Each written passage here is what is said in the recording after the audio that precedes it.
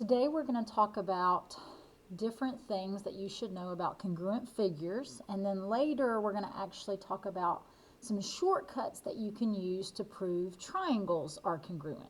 Okay, so what are congruent figures? Well, first of all, you need to remember the symbol that they use for congruent. So if they're saying two things are congruent, they can use the word, or the symbol for congruent is a little equals with a little squiggly on top, or that little squiggly is called a tilde, okay, but it just looks like a squiggly, so I'm going to call it a squiggly.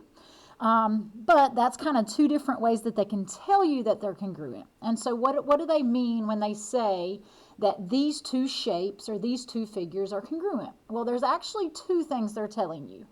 The first thing, and this is the one that we're going to concentrate on today, is they are telling you that all their corresponding, or in other words, matching sides and angles are congruent. They're equal, okay? And so the word corresponding is talking about kind of all their matching parts, so all the ones that kind of match up with each other. And then they're saying that the sides that match up with each other are going to be the same. So like the lengths of the sides will be the same, or of the sides that match up with each other will be the same. And then all of their matching angles will also be the same, okay? Or they'll have the same measure, because that's how we measure angles, is we talk about the measure of them, and we measure them in degrees, okay? So that's the thing we're going to focus on. Now, something that you may have realized is another way to tell if two figures or two shapes are congruent is if you can use rigid motions. So remember, your rigid motions are your translations, which is where you slide it. Reflections, which is where you flip it.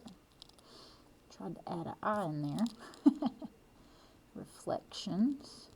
Or rotations. So if any of these motions can allow you to take one figure and let it match up with the other one, then you could also say they're congruent. So like if you could actually pick up one of the figures and slide it, flip it, or rotate it to make it match up with the other one, then you could say that those two figures are congruent. Okay, so there's two different ways to tell. All right, so we're going to concentrate on this first way of talking about congruent figures today. Okay, so in our example, it says the following figures are congruent. So it's telling us that they're congruent.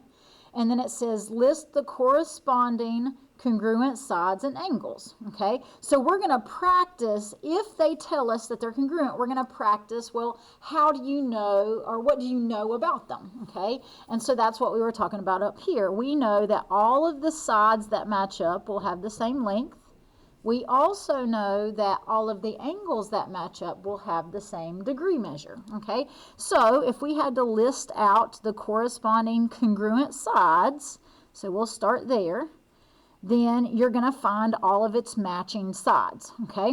So if you look at our figures, it kind of looks like we've got almost like two trapezoids here. If you look closely enough, they're not going to kind of, if I slide this one over, it's not going to quite match up.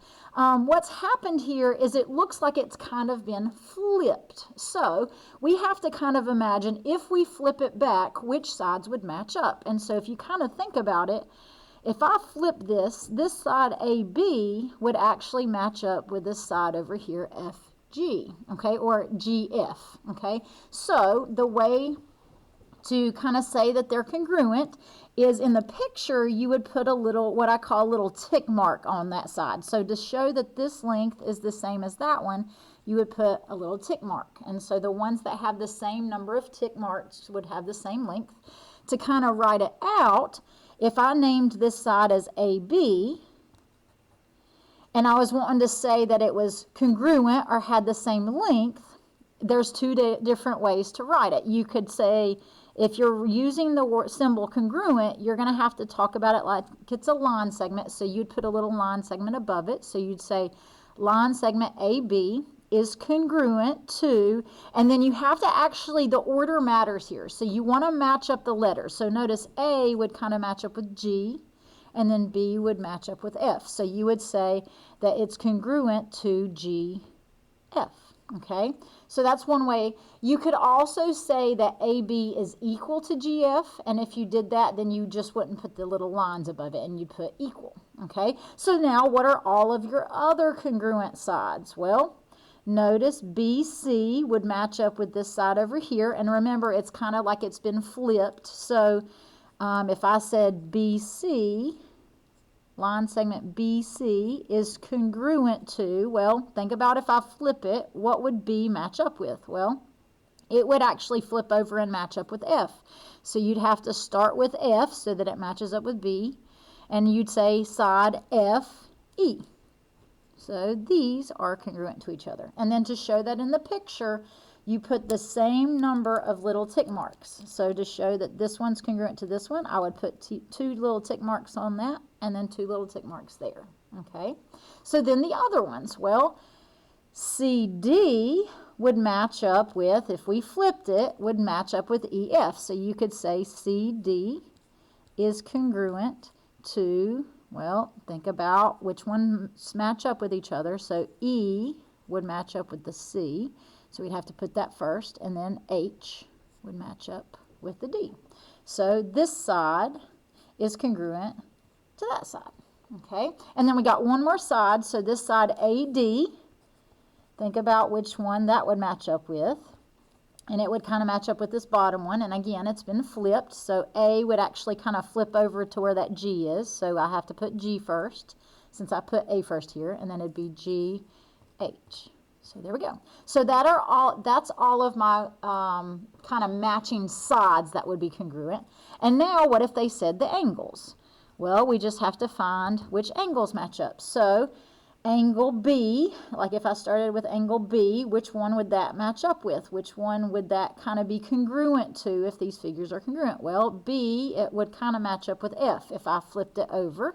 So you'd say angle B is congruent to angle F, okay? And so then to show that in the picture, it's actually going to be a little different.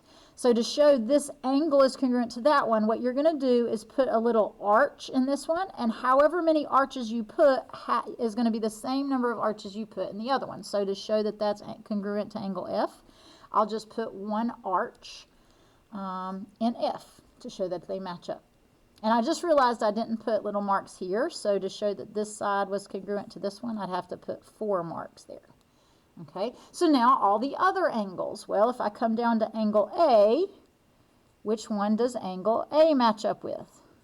Well, angle A would be congruent to angle G if it was flipped. So I'm going to put 2 marks, or 2 little arches in angle A, and then I put the same number of arches in angle G. So angle A would be congruent to angle G.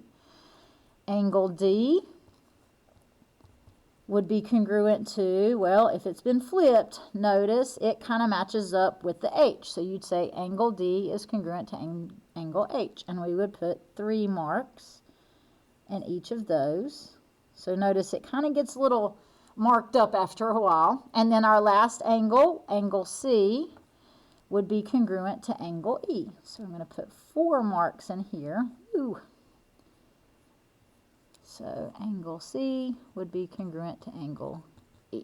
Okay? And what you're saying when you're saying that they're congruent is you're saying that their measures or their lengths, if they're sides, would be the same.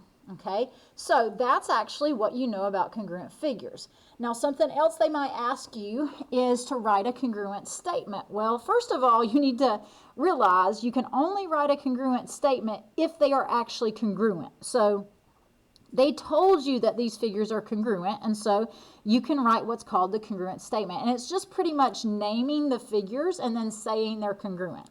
So you're going to take the first one and you're going to name it, and I'll just name it A, B, C, D. So make sure you kind of go around in a circle to name it. So A, B, C, D is my first figure. And it did tell me they're congruent, so you could say it is congruent to. And then now the next part you have to be careful with. You have to, just like you did over here, make sure that all of its matching, or what's called corresponding parts, are kind of put together. So like whichever angle matches up with A should go first, because I put my A first here. So think about which one matched up with A. Well, A matched up with G, so I'd have to start with G and then notice the direction that I went. So I went up to B after that, right? So which angle matches up with B? Well, B matches up with F, so the next angle I have to put is F. And then notice, if you kind of follow that same path, kind of like I did here, you would get the rest of them. So E would be next, because it's the one that matches up with C. So G, F, E, and then you have H. So that is what's called the congruent statement. You're just saying that this figure is congruent to that figure, okay?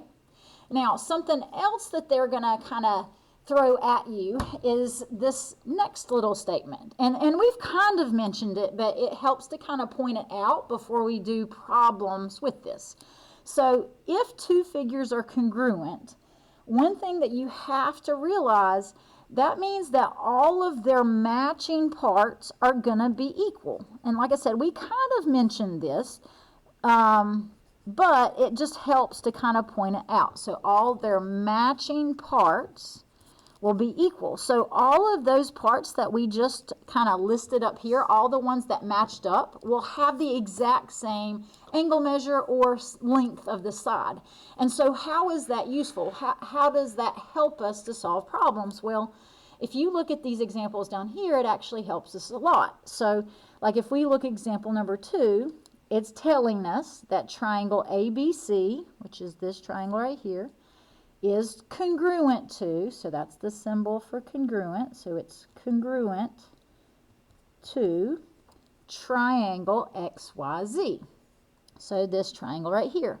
And so they're actually telling you a whole lot by telling you that. They're telling you that because they're congruent, all of their matching sides and all of their matching angles are going to be congruent. They will have the exact same measures. And so in this problem, they're asking us to find two things. They're asking us to find X, so we're going to have to figure out what X is. And then they're also asking us this. So what this means, the M means measure. That's the symbol for angle. And then we're looking for the measure of angle C, okay? So how does that help us? Well, if you look, we have to find X. So if I look, this angle right here, which is that angle, is marked and it's got the X in it. So this angle is kind of being marked as 2X minus 1, okay? Well, how do I find X? If you think about kind of what we talked about a second ago, you'll realize, all right, if I look at this other triangle, notice you could see either by sometimes looking at it, or you can also see by looking at it here that C is in the same spot as Z. So those angles would actually be the ones that are congruent. So you know that whatever angle C is actually going to be congruent to whatever that angle Z is. And so if you look, they actually tell us what the measure of angle Z is. So I know that this angle will actually be equal to that angle. How does that help us? Well, if two things are equal, if you remember what we talked about before, if they're equal, you can take one of them and set it equal to the other. And that actually helps a lot, because now we have a little equation where all we have to do is solve it. So I'm going to solve it. So if I solve this equation, think of it like a normal equation. You're going to get the X by itself. So I have to add 1.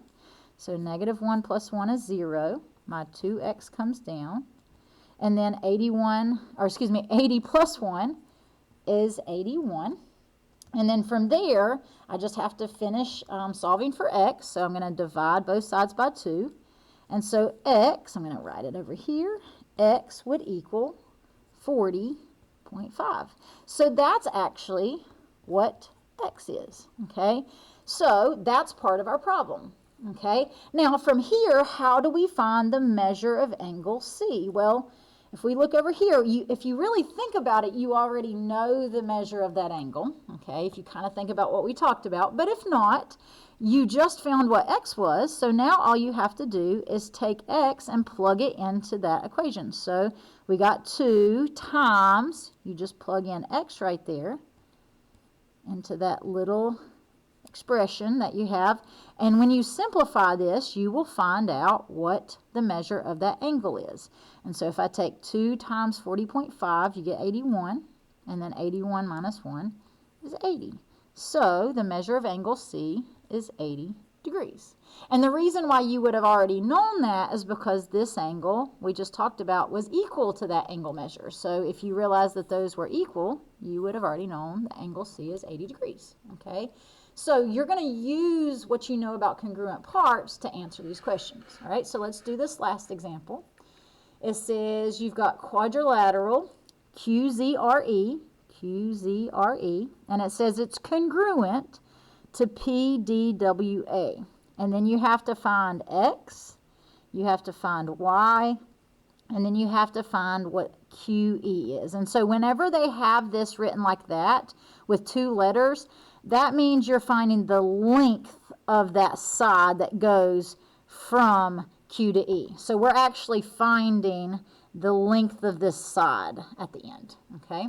So you're going to use what we talked about before to help you find X, Y, and then that length, all right? So think about if they tell you they're congruent, you're going to figure out which parts match up and set them equal to each other, okay? So you could look at the figures to figure that out sometimes. If it's hard to kind of figure it out from the actual figures, remember the order is going to have to match up anyway, so you could just look at the order that they have the letters, okay? So let's see if we can find X first. So I'm going to look at where I have my X. So I have actually an X right here and up there, okay? So I'm going to see, okay, what do I know about these parts that have my X in them, okay? So if I look, this goes from QE, so it's like the length of this side right here.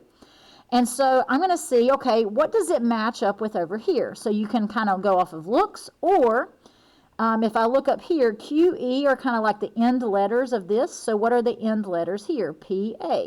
So QE is going to match up with PA. Those are going to be the things that are congruent. So if I know that they're congruent, that means that they are equal. So to find this, I can actually take one of them, which is X plus 2, and set it equal to the other one. So this would be equal to that. So I'm going to put a little equals, and then I'm going to put whatever that is, okay?